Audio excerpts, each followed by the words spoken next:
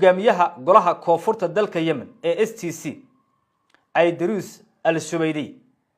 ayaa waxa telefoon uga yimaadeen wadanka Imaaraadka iyo sidoo kale wadanka Israa'iil iyadoo dooni uu ku soo baxsaday lagu keenay magaalada Berbera. Imaaraadka Carabta si guud marka loo eego qalabkii military gaadiidkii dagaalka hubkii iyo rasaastii iyo ciidankii uu ku dhuray koonfurta dalka Yemen inta badan waxa la keenay magaalada Berbera saldhigga badda. xog ayaa sheegaysa in halkaas uu ku sugan yahay al-Subaydi. sida ku xusan warbixinta hogaamiyaha ayaa la sheegay ka hor inta uusan soo baxsan doonidana uusan soo qaadan in uu la hadlay saraakiil ku sugan magaalada Berbera kuwaas oo ka tirsan Israa'iil iyo Imaaraadka Carabta.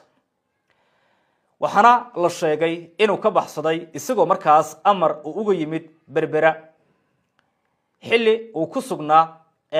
waa xilli markaas la sugayay inuu tago magaalada Riyaad ee dalka Sacuudi Carabiya halkaas oo ay taala gogosho fidiyay Sacuudigu ee wada hadalada markaas dhinacyada koonfurta Yemen isku hay. sida warbaahinta Carabiya ay xusay nin lagu magacaabo Hussein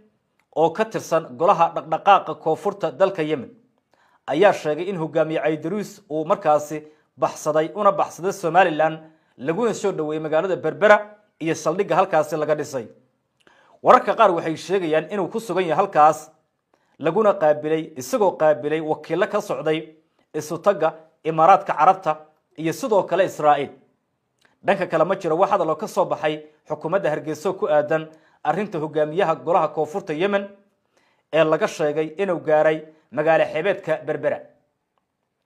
isbedelkan waxa uu dhaliyay in Sacuudigu dib u bilaabo duqeymo ka dhana kooxda STC. arrintaas ayaa barbar socotay go'aan ka soo baxay golaha hogaaminta madaxtooyada Yemen oo ah isbahaysi ay ku midaysan yihiin dhinacyada koonfurta Yemen ee Sacuudiga Imaaraadka Carabtu ay kala taageeraan kaasoo lagu dhawaaqay in markaas laga qaaday xubinnimadii golaha madaxtooyada hogaamiyaha STC Aydruus. waxa kale oo uu markaas la furay dacwad qiyaano qaran oo si rasmi ah loogu eedeynayo ma cadasa in dhacdooyinkan ay horseedi doonaan burbur buuxo ku yimaada golaha koonfurta Yemen ee Imaaraadku taageeray. waxa muuqata in xaaladda Yemen ay gasho marxalad cusub oo sii xoojinaysa khilaafaadka kadib markii meesha laga saaray isku dayga Sacuudiga uu ku doonayay in Yemeniintu markaas ku keeno gogosha Riyaad ee wada hadalada. dalka Yemen ayaa gala fawdo kadib markii Xuutiyiintu markaas qabsadeen caasimadda Sanca 10 sano ka hor waxana kooxahan xulufada Iiraan gacanta ay ku hayaan inta badan waqooyiga dadku ay ku badan yihiin Yemen. bishii December ciidanka STC waxay qabsadeen dhul ballaaran oo koonfurta Yemen. jawaab ahaan Sacuudigu wuxuu abaabulay xulufadiisa oo ay ku jiraan isbahaysiga qabaa'ilada Xadramawd iyo sidoo kale maleeshiyaadka lagu magacaabo gaashaanka qaranka si ay u difaacaan danaha Sacuudiga. dagaalkan ayaa banaanka soo dhigay oo qaawiyay xiriirkii u dhaxeeyay Imaaraadka iyo Sacuudiga kaasoo ahaa laba quwadood oo qaliija isla markaana gacanta ku hayay kooxaha markaas koonfurta Yemen. dhawaan Imaaraadka iyo Sacuudiga ayaa ku kala aragti duwanaaday arrintaas waxana durbadiiba 24 saacadood loo qabtay kooxihii Imaaraadka iyo sidoo kale Imaaraadku inuu uga baxo dalka Yemen. baxsashada Aydruus iyo sidoo kale imaatinkiisa magaalada Berbera ayaa loo arkaa dhacdo aad u weyn iyo sidoo kale in telefoon kala duwan uga yimaadeen iyadoo warbaahintu ay tabinayso Sacuudigu in qorshahaasi uu yahay mid lagu fashilinayo wada hadalada dib u heshiisiinta loogu furayo kooxaha koonfurta Yemen. wixii ka soo baxay wareegi doona xukuumadda Hargeysa kama hadal Imaaraadku kama hadal laakiin Sacuudiga oo kaliya warbaahintiisa ayaa qoray oo si xoogan u qaada dhigay imika. wahagaag dhanka kale aynu eegno ma waxa jira khilaaf iyo kala aragti duwanaan ku saabsan aqoonsiga Israa'iil ay siisay Somaliland oo soo kala dhaxgalay Israa'iil, Ethiopia iyo Imaaraadka Carabta. siday wariyeen qaar kamid ah warbaahinta maxalliga ah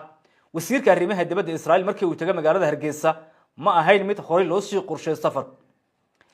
balse laba maalmood oo ku sugnaa Addis Ababa waxa isaga iyo Abiy isla garteen inuu wada hadal degdeg ku tago waa inuu safar degdeg ku tago magaalada markaas Hargeysa isagoo adeegsanaya diyaarad ka diiwaan gashan wadanka Romania. qorshahan oo markaasi horay wafdigu u ahaa mid Addis Ababa ay qorshuha inay ka laabtaan balse jadwalkooda si lama filaan loogu daray booqasho kooban oo ay ku tageen Hargeysa inta ka horeysay imaashiyahaas ciidamo la sheegay inay ahaan Ethiopian iyo Israa'iiliyiin ayaa tagay magaalada Hargeysa wasiirkuna ma jirin heshiis rasmi ah oo saxiixay marka laga soo tago warbaahinta warka loo aqriyo koobna oo madaxweyne Ciro iyo wasiir Gideon Saray markaasi wada aqriyeen isla maalintaas waxa safar degdeg ku soo gaaray magaalada Addis Ababa wasiiru dawlaha arrimaha dibadda Imaaraadka Carabta ninka lagu magacaabo Sheikh Shaqbood waxana uu kulan la yeeshay ra'iisul wasaaraha Itoobiya wasiirkiisa arrimaha dibadda iyo hogaamiyaha golaha waa gudoomiyaha midowga Afrika Maxamuud Cali Yuusuf qodbadii intay ka socoto magaalada Hargeysa oo wasiirka arrimaha dibadda Israa'iil uu ku howlanaa waxa soo saaray warmurtiyada wada jira Imaaraadka iyo Itoobiya waxaanay ku dhawaaqeen in ay ixtiraamayaan midnimada Soomaaliya iyo madax banaanida maxaa isbedelay marka su'aasha halka la isku weydiinayo halkan weeyaan sida xogtu xusayso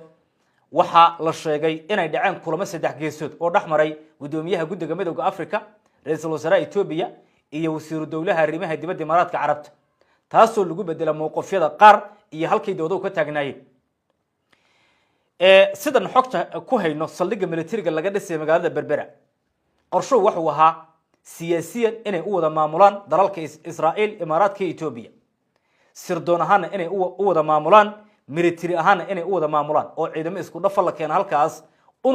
una badan ciidanka Itoobiya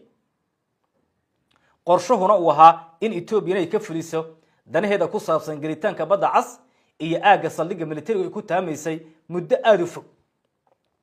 Israa'iil ay ka fuliso danaheeda ku saabsan Yemeniinta ku sugan dalka Yemen dagaalka kula jirto Imaaraadkana awoodiisa ku xoojinay joogitaankiisa badda cas iyo maamulka dekedaha waaweyn iyo sidoo kale xarumaha militariga qorshahaas ayaa ahaa qorshe muddo sanad ka badan la soo dhirinayay Itoobiya badda lagu gelinay Israa'iil ku fulinaysa danaheeda gaarka warmurtiyeedkii ay soo saareen labada wasaarad arrimaha dibadeed ee Itoobiya iyo Imaaraadka Carabta ee shalay ka soo baxay ku saabsanaa waxaan ixtiraamayna madax banaanida Soomaaliya ayay xogo hoos sheegayaan in lagu bedelo mowqifyada qaar doodo fara badan ay ka yimaadeen arrintaas ayaa loo arkaa inay tahay culays weyn oo ku yimid talaabooyinka qaar ee la qaaday iyo isbedelkii la fila karay inkastoo aysan cadeyn natiijadu haddana ma jiro isbedel dhab taasi ka soo waxa jira leeyahay doodo waaweyn oo miiska saaran oo ku saabsan in Imaaraadku bedelo mowqifkiisa qaar Itoobiyana u aragto dabcan dagaalkii badda lagu qaawiye bilowgii heshiiskii Muuse Biixi imika u aragtay isbedel waaweyn xogtaasi wixii ka soo baxay diban ka faaqidi doona oo waan faahfaahin doona dhanka kale kooxaha Iran ay taageertay Yemeniinta ee ku sugan dalka Yemen ayaa soo saara warbixin waxa lagu sheegay inay taargad yihiin goob kasta oo Israa'iil ay markaasi soo caga dhigato oo ku yaala gudaha Soomaaliya si gaar ah Soomaaliland waxa warbixinta ku xusan waxa taargad noqon doona garoonka diyaaradaha Cigaal dekedda magaalada Berbera iyo xarunta madaxtooyada waa saddex xarumood ee ugu waaweyn Soomaaliland warbixinta sidoo kale waxa ku xusan inay sameey doonaan tallaabo kasta oo ay u arkaan inay isdifaacay tahay sidoo kale inay taargad u yihiin dhammaan goobaha ugu muhiimsan haddii lagu arko wax lid ku amniga xoojinta